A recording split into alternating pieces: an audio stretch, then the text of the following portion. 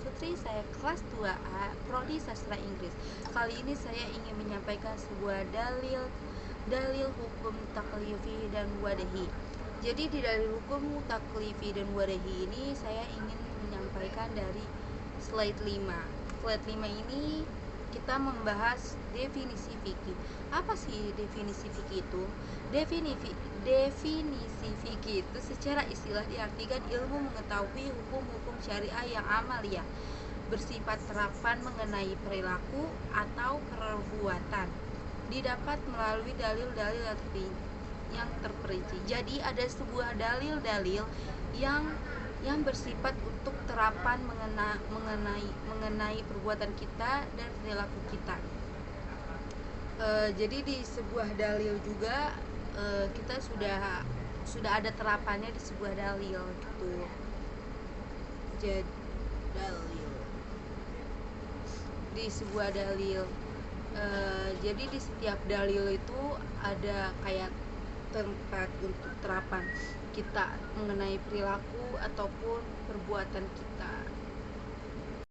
Di dalam dalilnya juga ada sebuah namanya dalil nakli dan dalil akli. Yang kedua dalil kulil dan dalil juz'i atau tafsili gitu. Jadi di setiap dalil keduanya ini mereka mempunyai kayak contoh dalil yang mengenai tentang perbuatan dan perilaku untuk kita umat muslim.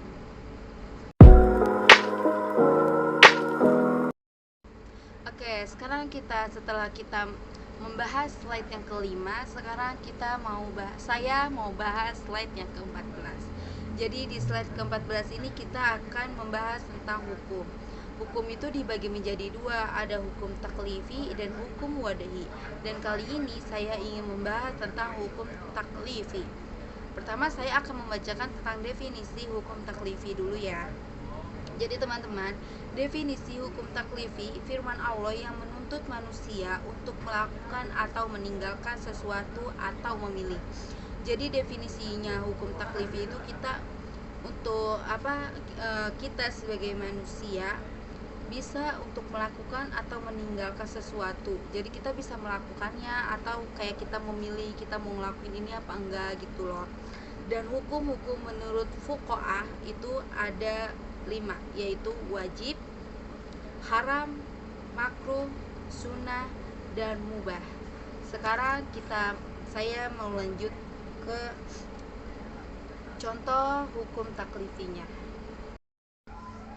Kali ini saya ingin membacakan hukum taklifi, yaitu langsung contohnya. Jadi contoh pertama itu adalah contoh firman Allah yang bersifat menuntut untuk melakukan perbuatan. Di sini diambil dari surat An-Nur ayat 56. Diambil dari surat An-Nur ayat 56 yang berbunyinya seperti ini. A'udzubillahi minasyaitonirrajim. Bismillahirrahmanirrahim. Wa aqimus sholata wa atuz zakata wa atiur rasul la'allakum turhamun. Yang artinya, dan dirikanlah sembahyang, tunaikanlah zakat, dan taatlah kepada Rasul supaya kamu diberi rahmat. Jadi di sini kita mengambil hikmahnya, kita dirikan sholat dan tunaikan zakat kita, dan mentaati semua sunnah-sunnah Rasul, supaya kita itu mendapatkan rahmat yang diberi sama Allah gitu. Dengan kita mendirikan sembahyang, zakat, menunaikan zakat, dan taat kepada sunnah-sunnah Rasul, insya Allah kita diberi rahmat kepada Allah sama Allah Subhanahu wa Ta'ala. Sekarang kita lanjut contoh yang kedua. Contoh kedua yaitu firman Allah yang bersifat menuntut untuk meninggalkan perbuatan. Jadi kali ini yang kedua itu untuk menuntut meninggalkan, bukan melakukan perbuatan, tapi ini meninggalkan perbuatan. Yang diambil dari surah Al-Baqarah ayat 188 yang berbunyi seperti ini. Bismillahirrahmanirrahim. Wala ta'kulu amwalakum bainakum bi'al-batili wa tudlu biha wa tudlu biha ilal hukami litakulu fariqam min amwalin nasi bil ismi wa antum ta'lamun, yang artinya, dan janganlah sebagaimana kamu memakan harta sebahagiaan yang lain di antara kamu dengan jalan yang batil, dan janganlah kamu membawa urusan harta itu kepada hakim supaya kamu dapat memakan sebahagian daripada harta benda orang lain itu dengan jalan berbuat dosa, padahal kamu mengetahuinya. Jadi setelah kita mengetahui kalau harta itu jangan sampai membawa urusan harta itu sampai ke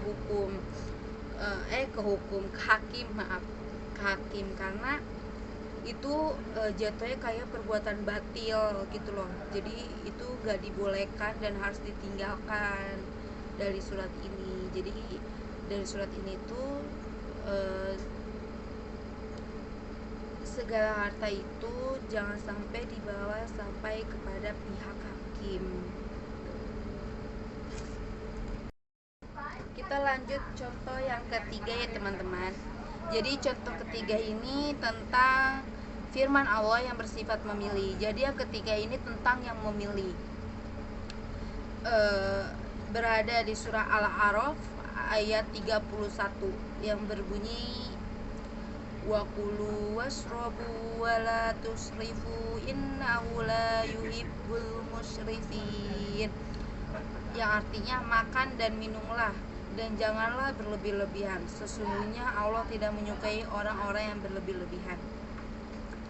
Jadi teman-teman, di sini kita itu kayak memilih gitu, kayak makan minum. Kita boleh makan banyak tapi jangan sampai berlebih-lebihan, karena Allah itu tidak suka berlebihan. Kita boleh tampil dengan kayak orang lain gitu, tapi kita juga harus ingat kita juga nggak boleh berlebih-lebihan, kayak seperti dan berlebih-lebihan itu nggak boleh, dan seperti pakai minyak wangi sampai menyengat sampai kaum Adam bisa mencium wangi badan kita, itu tuh nggak boleh, karena Allah itu termasuk berlebihan dan itu diharamkan. Dan bukan diharamkan ya, kayak jatuhnya itu tuh kayak sesat gitu, bukan sesat sih, kayak nggak boleh lah gitu, karena Allah itu tidak suka orang yang berlebih-lebihan gitu.